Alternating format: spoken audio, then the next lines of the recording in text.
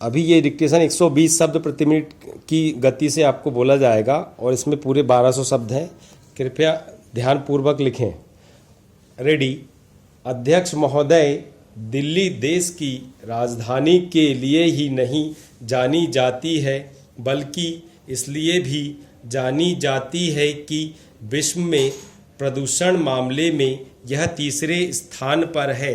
इसका सबसे ज़्यादा असर हमारे बच्चों पर होता है। कैंसर के कितने रोगी दिल्ली में है, इसका कभी सरकार ने अनुमान लगाया है? यह सब प्रदूषण के कारण है। इन हालातों को देखकर एक जनहित याचिका पर उच्चतम न्यायालय ने निर्णय दिया कि इसको रोकने के लिए कोई दूसरा ईंधन प्रयोग किया जाए। इस कार्य के लिए एक कमेटी का गठन हुआ, जिसने गंभीर विचार विमर्श करके देश विदेश के दौरे करके अपने सुझाव न्यायालय को दिए। इन सुझावों पर दिल्ली और केंद्र सरकार की राय मांगी गई। इन दोनों ही सरकारों ने समिति के सुझावों से अपनी सहमति व्यक्त की। केंद्र सरकार की तरफ से कहा गया कि हमारे पास काफ़ी मात्रा में गैस है, हम गैस की कमी नहीं होने देंगे। दिल्ली की सरकार ने कहा कि हम निर्धारित समय में बसों, ऑटो, टैक्सी आदि को गैस से चलने योग्य बनवा देंगे। इन दोनों ही सरकारों की बात सुनकर न्यायालय ने निर्णय दे दिया कि सितंबर के बाद सार्वजनिक वाहन सिर्फ गैस से चलेंगे।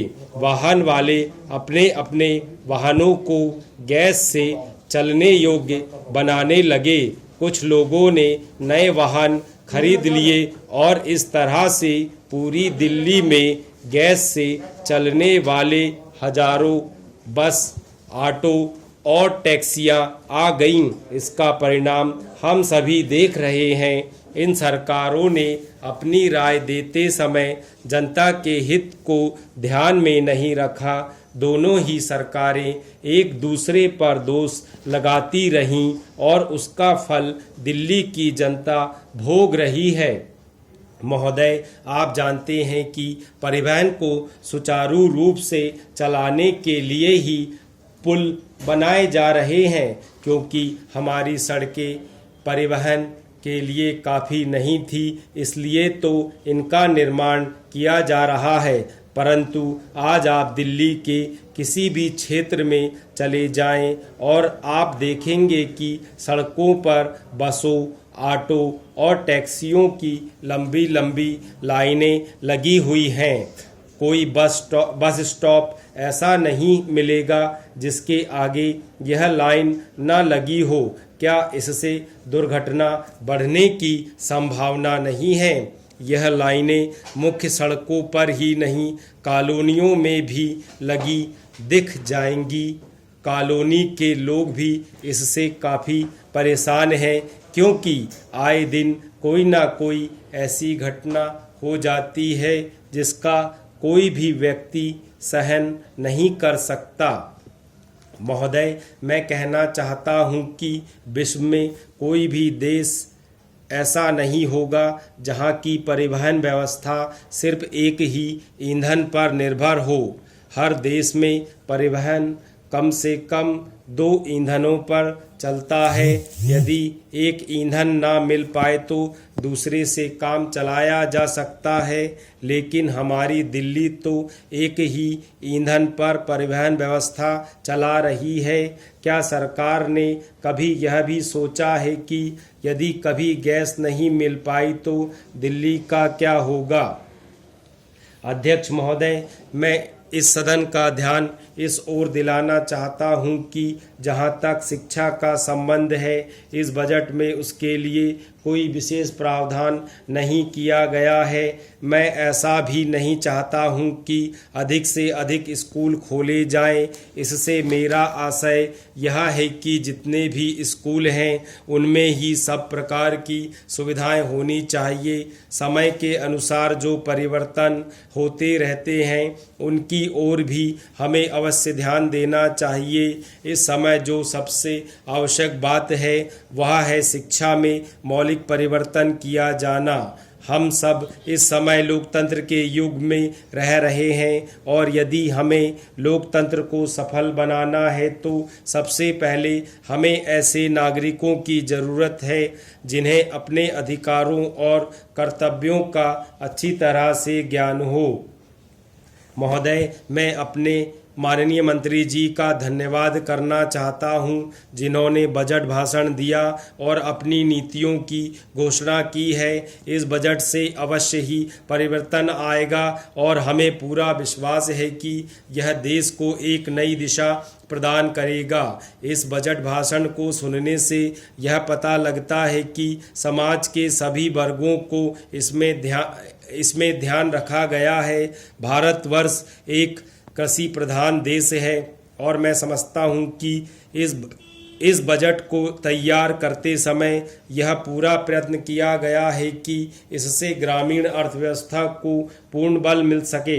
इस बजट में हमारे ग्रामीण भाइयों के लिए जो प्रयत्न किया गया है उसमें सिंचाई के साधन और गांव में पक्की सड़कें बनाने के लिए विशेष रूप से ध्यान दिया गया है ताकि उनका गांव और खेत से अच्छा और निकट का संबंध बन सके। इसके अलावा इस बजट में कुटीर उद्योगों और रोजगार के साधनों पर भी विशेष बल दिया गया है। इससे ग्रामीण अर्थव्यवस्था को बहुत बड़ी राहत मिलेगी। महोदय, इस अवसर पर मैं आपका ध्यान एक बात की ओर आकृष्ट करना चाहता हूं।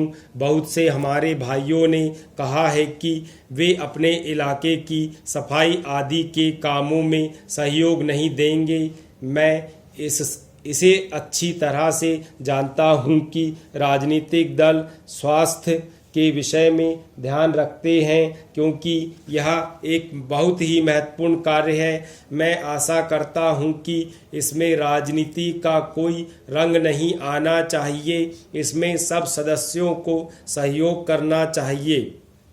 अध्यक्ष महोदय, आज सदन में वित्त मंत्रालय की मांगों पर बहस हो रही है। सरकार के हर विभाग का वित्त मंत्रालय से संबंध होता है। देश में जो प्रगति हुई है और हो रही है उसकी काफ़ी चर्चा हुई है। जो प्रगति हुई है वह चारों ओर दिखाई पड़ रही है। कम से कम रेल विभाग में तो काफ़ी प्रगति दिखाई पड़ रही है। रेलों में अब भीड़ कम होती है। बिजली का भी काफ़ी विकास हुआ है। लेकिन गांवों की ओर जो हमारा दृष्टिकोण है उसको देखकर तो कुछ तकलीफ होती है। अभी जो जनगणना हुई उसे देखने से मालूम होता है कि शहरों की जनसंख्या अधिक बढ़ी है। आज देहातों से लोग शहरों की ओर आ रहे हैं। हमारे राष्ट्रपिता ने कहा था कि लोग गांवों में बसें, गांव के जीवन को पवित्र करें। लेकिन स्वतंत्रता के 50 साल बीत जाने के बाद भी देहातों की तरफ न जाकर लोग शहरों की तरफ आते जा रहे हैं। इस प्रश्न पर हमें कुछ गंभीरता से विचार करना होगा। यदि देहातों में लोगों को सुख सुविधाएं मिलती जो आज शहरों में प्राप्त हैं तो लोग देहातों से शहरों की तरफ न दौड़ते बल्कि शहरों से देहातों की ओर जाते।